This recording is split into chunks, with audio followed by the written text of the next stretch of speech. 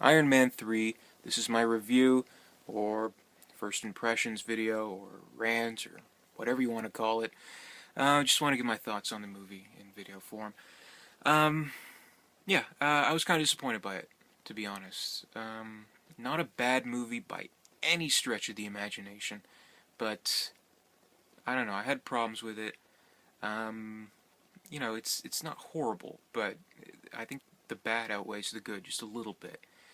But here's what I liked about the movie. I mean, I loved the Tony Stark character. I loved his journey through the first two movies, kind of developing a conscience and, a line of work that would be seen as not a benefit to have.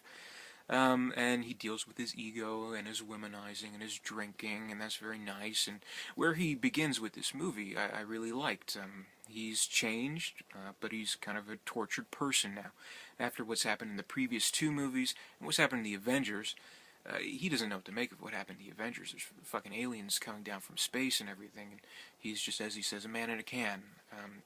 So he feels very vulnerable, which I really liked, and he's just obsessed with creating new suits and defending himself, and he can't sleep at night, and he just seems so vulnerable, and he wants to protect the one redeeming quality of his entire life, which is Pepper Potts, at any cost. And because of that, he neglects her, and that causes some problems.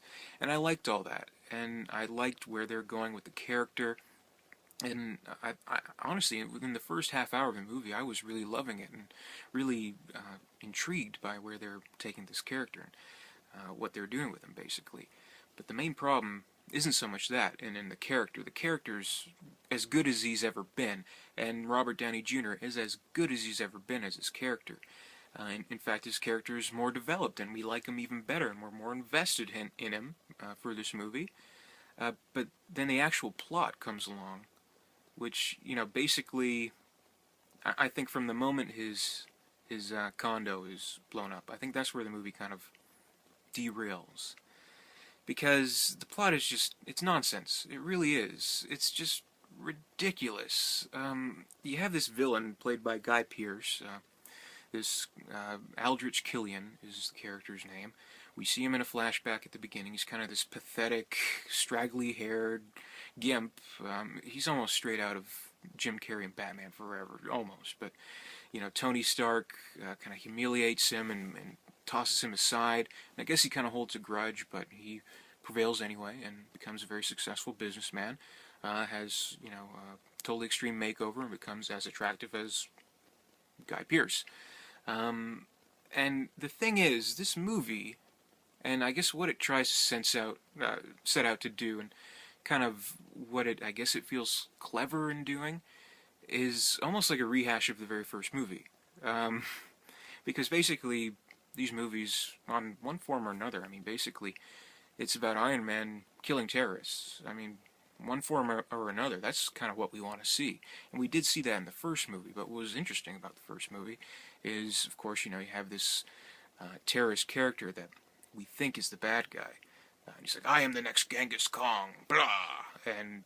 But it turns out he's not really, he's second banana to Obadiah Stane, played by Jeff Bridges, who's really the one pulling all the strings. And he's an American, and, kind of makes you think, oh, really, terrorism, and homeland, and blah, blah, blah, blah, whatever you want to draw out of it is fine. But there is something interesting there, how, war profiteering from, weapons manufacturers and their need for war and their need for power, which I guess succumbs Obadiah in his case. And what's interesting about him is it's kind of almost symbolic. Like Tony, over the course of the movies, he does develop his conscience, and he wants to take responsibility. He doesn't want to sit back and just, collect paychecks and watch his company grow when other people are, being killed. And, he's had enough of it, basically. And it's kind of like this symbolic thing, like the fight between Obadiah and Tony at the end. And as Obadiah increasingly gets desperate, he really does, because he knows he's losing control over everything. He wants Tony gone.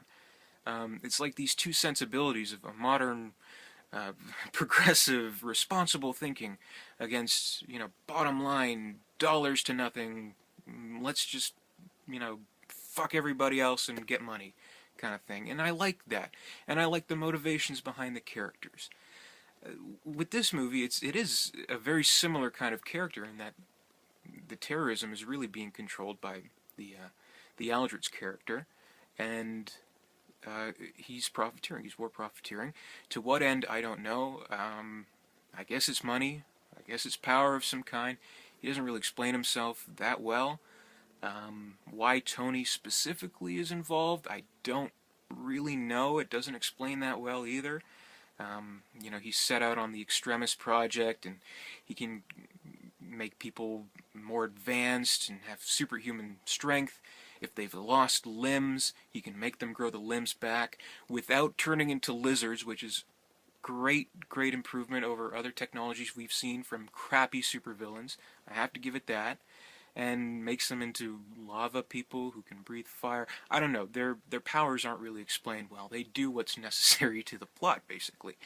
But I don't know. He's basically just a sleazy guy in a suit, number 64B, whatever. I mean, he's not really that interesting of a character.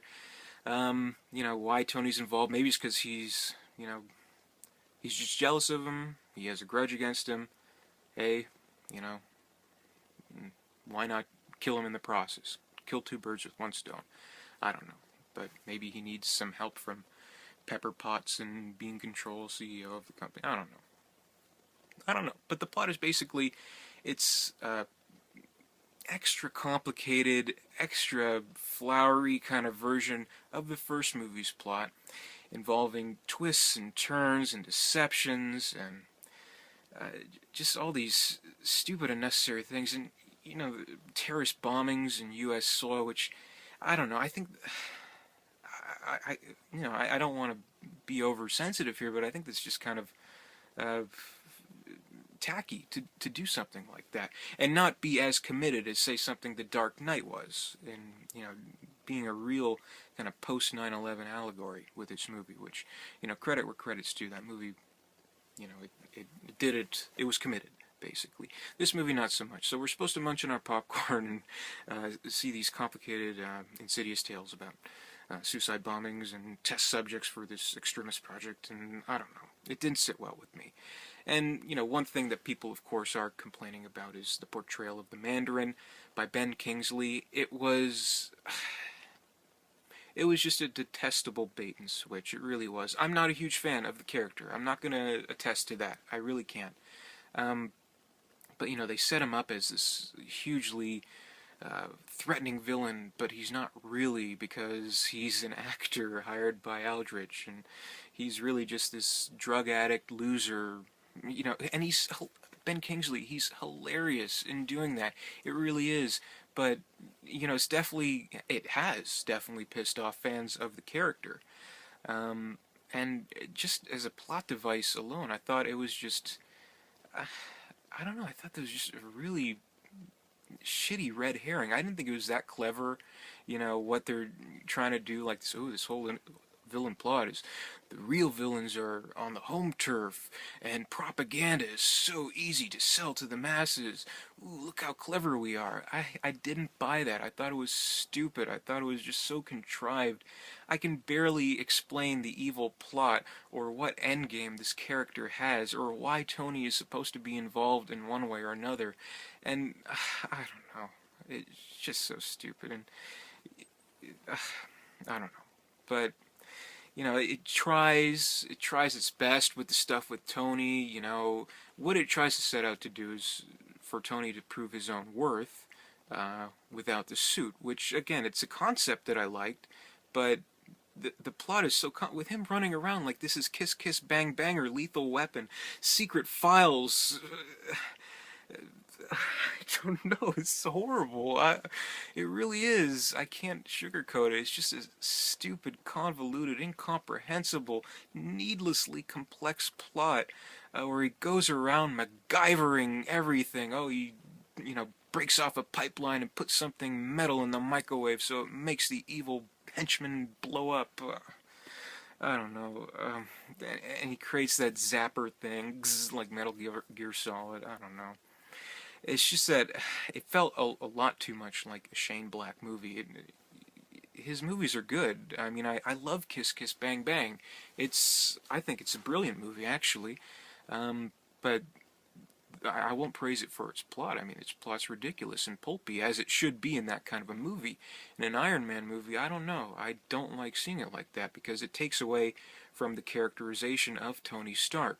When we're supposed to be seeing a movie about his redemption, we're seeing a movie about, this evil guy in a suit. He's controlling this empire and making stupid supervillain henchmen and tenting his fingers and laughing because he wants to fuck Tony Stark's girlfriend, because in a nice line of exposition they bring that up, that he used to work with her and used to hit on her all the time, and maybe there's going to be something about a love triangle there, but there wasn't. He's just creepy, and she kind of maybe is attracted to him at first, but you know potential on that concept, it was thrown away basically when he just ties her up and holds her hostage, and he just kidnaps the president of the United States. In this day and age, we're in a with villains, they become much better. With the Joker in The Dark Knight, with Silva in Skyfall. I mean, they don't have to be these complex characters. Look at those two characters. They don't have the most complex backstories. The Joker has barely any backstory. His backstory is multiple choice. Silva, he's just a lost boy, pretty much. But they're interesting characters, and their drives are interesting. And even look at the first two Iron Man movies. I've mentioned with Obadiah how interesting that was, and his desperation, and how he's just losing control. And you can tell he really hates Tony. He hates his guts. He hates what he's doing with the Stark Industries, and he wants to put a stop to him, because to him, it would be good if he did that. I mean, you can almost see his point of view with that. Even with Iron Man 2, okay? You have two basic villains in that movie. You have Justin Hammer, who's a bumbling idiot. He's jealous of Tony in a very, very petty way, but he kind of wants to be like him, and he's in it way over his head with the whole plot of the movie, trying to compete. He's just an idiot, but charmingly so, and amusingly so. And he's hilarious in how stupid he is, that it makes the comedic aspects of the movie work very well. And Whiplash, Ivan Vanko, played by Mickey Rourke, people have complained about that, and I have my reservations about him as a character too, but you knew why him and Tony were fighting. He thought Tony's father betrayed his father. They're fighting for their father's legacy. So you have the first movie, these two characters are squaring off against control over a company. The second movie, facing off over the past and over legacies. The third movie, the villain kidnaps the President of the United States. I thought that was really stupid. I really did. And yeah, I guess some people can argue that, oh, well, he's Guy Pearce, he's really the Mandarin. See, he had tattoos. So he's just an updated version of the Mandarin. Okay, whatever. I mean, they didn't explain that well. You can make arguments for that either way, to be honest. But is he interesting? No, he's not. He's a stock villain. And the whole plot, as ridiculous as it is, it's counterproductive to what they had set up at the beginning and what they conclude with at the end. Tony basically, he just realizes he doesn't want Pepper in danger anymore. He doesn't want to have to deal with, always kind of basically just teetering on his own life with this Iron Man suit. So he has surgery to, he uses the extremis, and they take out the shrapnel, and, he is who he is. He is Iron Man. He really is. He is before he puts on the suit. That's the important thing. That's the important thing of the character. But at the beginning, the end, they're unrelated to the bullshit in the middle of the movie. It really is. It is an episodic movie. It really is, with a stock villain, disposable plot, a ridiculous plot. But really, I mean, let's face it, they've tacked on these bookends about Tony's struggle and his decision to, put away the suit as a liability. Because, Maybe Robert Downey Jr. will come back. Maybe he won't. I think we know he's going to come back. I mean, they're going to dump a truckload of money on his house, and he's going to come back. But yeah, I mean, people have compared it to, like, The Dark Knight Rises. Kind of the hero's journey and his decisions to stop, and a third part in a trilogy, the ending. And I think that is a horrible comparison, because The Dark Knight Rises, for all that it is, the very beginning, it's setting up, the end of him. The very end, he does it. I don't know. It's just really confusing. But the action's good. It's funny. I don't know. Dark Knight Rises, it's through blood, sweat, and tears. This one, it's tacked on. I didn't think it was that good. The dialogue's funny. Tony Stark, he's great. And it was just disappointing. That's my thoughts.